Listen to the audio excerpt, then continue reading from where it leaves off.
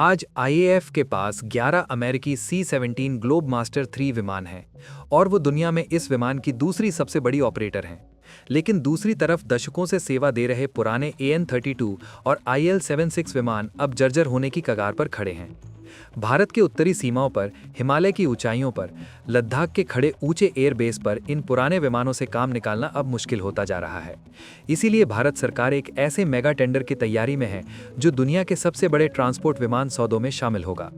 करीब 80 विमानों की खरीद, 6 से 8 अरब डॉलर की लागत, और इसी टेंडर के मैदान में रूस ने अपना सबसे उन्नत, सबसे शक्तिशाली हवाई दिग्गज उतार दिया है। रूस का ये प्रस्ताव सिर्फ विमान बेचने का नहीं, बल्कि टेक्नोलॉजी ट्रांसफर यानी पूरी की पूरी टेक्नोलॉजी भारत को देने तक जाता है। इस विमान का नाम, इसकी ताकत, इसकी असली क्षमता और ये भारत की सीमाओं पर क्या कमाल करेगा, ये सब जानने के लिए दिल थाम लीजिए। आखिर रूस ने ऐसा क्या सामने रखा जिससे पूरी दुनिया की नजरें भारत के फैसले पर टिक गई हैं? ये MTA प्रोग्राम क्या है और इसमें दांव पर क्या लगा है? टेक्नोलॉजी ट्रांसफर का भारत को असली फायदा क्या होगा और इस दौड़ में रूस की अपने बाकी प्रतिद्वंदियों पर क्या बढ़त है? इन सारे जवाबों के साथ हम आपको बताएंगे इस धमाकेदार खबर की पूरी कहानी। तो बने रहिएगा वीडियो पर। वीडियो को लाइक और शेयर जरूर करें और इस संबंध में आपके जो भी विचार हों कमेंट में लिखकर जरूर बताइएगा।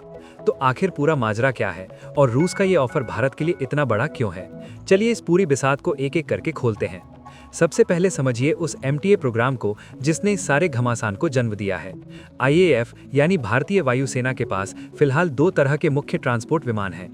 एक AN-32 जो मध्यम भार उठाने वाला सोवियत जमाने का विमान है और करीब 40 साल से सेवा दे रहा है, और दूसरा IL-76 जो भारी माल ढोने वाला विमान है। दोनों अब अपनी उम्र पूरी कर चुके हैं। IAF को इनकी जगह नए, आधुनिक और ज्यादा ताकतवर विमान चाहिए। इसीलिए रक्षा मंत्रालय ने एक बड़े MTA यानी मीडियम ट्रांसपोर्ट एयरक्राफ्ट प्रोग्राम की तैयारी शुरू की है। इसमें एक बार में करीब 80 विमान खरीदे जाएंगे। ये दुनिया के सबसे बड़े ट्रांसपोर्ट एयरक्राफ्ट टेंडर में से एक बनने जा रहा है। शुरुआत में इस टेंडर में 18 से 30 टन पेलोड वाले विमान मांगे गए थे, लेकिन अब IAF की सोच बदल रही है। वो चाहती है कि AN-32 और IL-76 दोनों की जगह एक ही मजबूत प्लेटफॉर्म ले लें, ताकि ट्रेनिंग, मेंटेनेंस और स्पेयर पार्ट्स का झंझट खत्म हो जाए। यानी जो पेलोड की शर्त थी वो अब ऊपर जा सकती है, और ठीक इसी मोड़ पर रूस ने अपना पत्ता खेला है। अब आइए जानते हैं उस रूसी दिग्गज को जिसे रूस ने भारत के सामने रखा है। रूस ने IL-76 MD-90AE नाम का अपना सबसे उन्नत स्ट्रेटेजिक एयरलिफ्टर भारत को ऑफर किया है। ये उस पुराने IL-76 का नया और बहुत ज्यादा ताकतवर रूप है जो IAF पहले से उड़ाती रही है। इसमें PS-9A76 नाम के 4 नए इंजन लगाए गए हैं, जिनमें हर इंजन 16,000 किलोग्राम बल से धक्का देता है। इन नए इंजनों की वजह से ये विमान पुराने मॉडल के मुकाबले ज्यादा ताकतवर और कम ईंधन खर्च करने वाला बन गया है। इस विमान की अधिकतम टेक ऑफ वेट है 210 टन यानी 2100 किलोग्राम। ये एक बार में 60 टन तक का सामान ले जा सकता है। सोचिए 60 टन मतलब एक छोटा टैंक या दर्जनों सैनिक और उनका पूरा हथियार सामान। 60 टन पेलोड के साथ ये विमान 4000 किलोमीटर तक उड़ सकता है। अगर थोड़ा कम यानी 52 टन माल लेकर उड़े तो रेंज बढ़कर 5000 किलोमीटर हो जाती है। दिल्ली से लेकर दक्षिण पूर्व एशिया तक एक ही उड़ान में, और बिना माल के उड़े तो 9700 किलोमीटर तक पहुंच सकता है। इसकी क्रूज स्पीड 750 से 800 किलोमीटर प्रति घंटा है और ये 12200 मीटर की ऊंचाई तक उड़ सकता है। लेकिन इससे भी बड़ी बात यह है कि इसमें आधुनिक डिजिटल ग्लास कॉकपिट बताया गया है। पुराने जमाने के एनालॉग मीटरों की जगह अब डिजिटल स्क्रीनें हैं जो पायलटों को हर जानकारी एकदम सटीक और तेज देती है। FADEC यानी full authority digital engine control system भी लगा है, जो इंजन को कंप्यूटर की मदद से ऑटोमेटिक तरीके से नियंत्रित करता है। इससे ईंधन की बचत होती है और इंजन की उम्र भी बढ़ती है। भारत को ऐसा विमान चाहिए जो ऊंचाई वाले कच्चे रनवे पर भी उतर सके, और IL-76 MD-90AE वहां भी उतर सकता है जहां पक्की सड़क तक नहीं है। इसका मजबूत लैंडिंग गियर कच्चे, अधूरे और ऊंचाई वाले रनवे पर भी काम करता है। अब आते हैं सबसे बड़े और सबसे धमाकेदार पहलू पर, टेक्नोलॉजी ट्रांसफर। रूस ने कहा है कि वो सिर्फ विमान नहीं बेचेगा, बल्कि पूरी की पूरी टेक्नोलॉजी भारत को देने को तैयार है। टेक्नोलॉजी ट्रांसफर का मतलब होता है कि विमान बनाने की पूरी विधि, उसके डिजाइन के राज, उसके पुर्जे बनाने बनाने की तकनीक, ये सब भारत को मिल जाएगी। इसके बाद भारत खुद इस विमान को बना सकेगा। इसे ऐसे समझिए, जब रूस ने भारत को Su-30 MKI फाइटर जेट दिया था, तब भी TOT यानी टेक्नोलॉजी ट्रांसफर का करार था।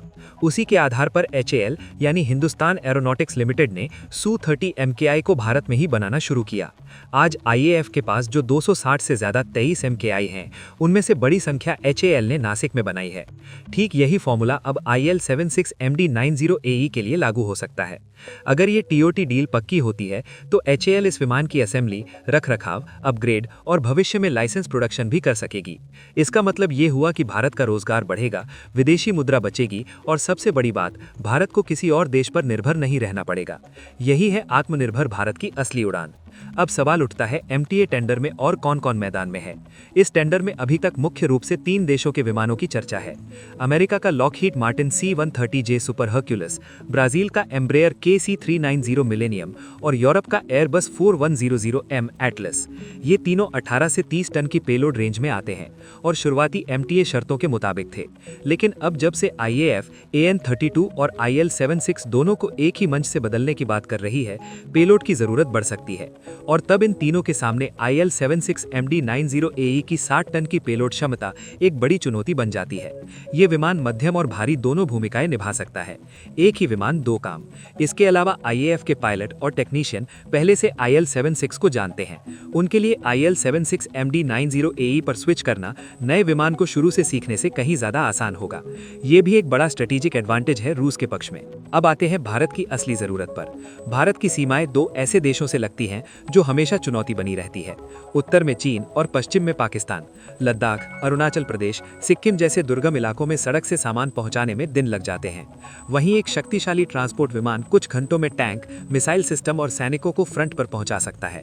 2020 में गलवान की घटना के बाद भारत ने जिस तेजी से लद्दाख में अपनी सेना को मजबूत किया, उसमें वायुसेना के ट्रांसपोर्ट विमानों ने अहम भूमिका निभाई थी। लेकिन उस वक्त भी ये साफ हुआ कि IAF के पास पर्याप्त एयरलिफ्ट क्षमता नहीं है। अगर आगे और बड़ी चुनौती आई तो भारत को ज्यादा और ज्यादा ताकतवर ट्रांसपोर्ट विमानों की जरूरत होगी। IL-76 MD-90AE ये ऐसे ही हालात के लिए बना विमान है। ये ऊंचाई वाले कच्चे रनवे पर भी उतर सकता है, भारी मशीनरी और सैन्य साजो सामान ले जा सकता है और तेज गति से लंबी दूरी तय कर सकता है। ये भारत के लिए उत्तरी और पूर्वी मोर्चे पर एक नया गेम चेंजर साबित हो सकता है। जब चीन को पता चलेगा कि भारत महज घंटों में हजारों सैनिक और भारी हथियार सीमा पर पहुंचा सकता है, तो उसकी रणनीतिक गणनाएं ही बदल जाएंगी। और अब वो बात जो इस पूरी कहानी को और भी दिलचस्प बनाती है। रूस भारत का पुराना और भरोसेमंद रक्षा साझेदार रहा है। दशकों से IAF रूसी और सोवियत विमानों को उड़ाती आई है। इस अनुभव और समझ की वजह से रूस ये दाम खेल रहा है। रूस को पता है कि भारत आत्मनिर्भर भारत अभियान के तहत सिर्फ सामान नहीं खरीदना चाहता, वो टेक्नोलॉजी अपने हाथ में लेना चाहता है। इसीलिए TOT का पूरा पैकेज देकर रूस ने सीधे भारत की इस नीति को संबोधित किया है। दुनिया में सिर्फ कुछ ही देश इस तरह की टेक्नोलॉजी ट्रांसफर देने को तैयार होते हैं। और जब रूस ये ऑफर लेकर आया है, तो ये पुतिन के स्तर पर भारत रूस की गहरी रणनीतिक दोस्ती का भी संकेत है। पुतिन के पिटारे से एक और मेगा ऑफर, और इस बार सौदा सिर्फ विमान का नहीं, बल्कि भारत की एरोस्पेस इंडस्ट्री की नई ऊंचाई का है। तो अब सवाल ये है, क्या भारत इस ऑफर को स्वीकार करेगा? MTA प्रोग्राम अभी RFP यानी रिक्वेस्ट फॉर प्रपोजल के मुहाने पर खड़ा है। अगर IAF अपनी पेलोड जरूरत को बढ़ाती है तो IL-76 MD-90AE का पलड़ा भारी हो जाएगा। अगर शर्तें 18 से 30 टन पर रहीं तो मुकाबला C-130J और KC-390 जैसे विमानों से होगा। लेकिन रूस का ये दाम बहुत ही सटीक समय पर आया है, जब IAF खुद तय नहीं कर पा रही कि उसे मध्यम चाहिए या भारी विमान। ये भारत के लिए एक ऐतिहासिक फैसले का मोड़ है। जो भी विमान चुना जाएगा वो अगले 30 से 40 साल तक IAF की रीढ़ बनेगा। ये फैसला सिर्फ आसमान में नहीं, बल्कि हमारी सीमाओं की सुरक्षा, हमारे सैनिकों की तैनाती की गति और भारत की ग्लोबल रीच पर सीधा असर डालेगा। क्या आप चाहते हैं कि भारत रूस के IL-76 MD-90AE को चुने या फिर किसी पश्चिमी विमान को? आपकी राय क्या है? नीचे कमेंट में जरूर लिखिए।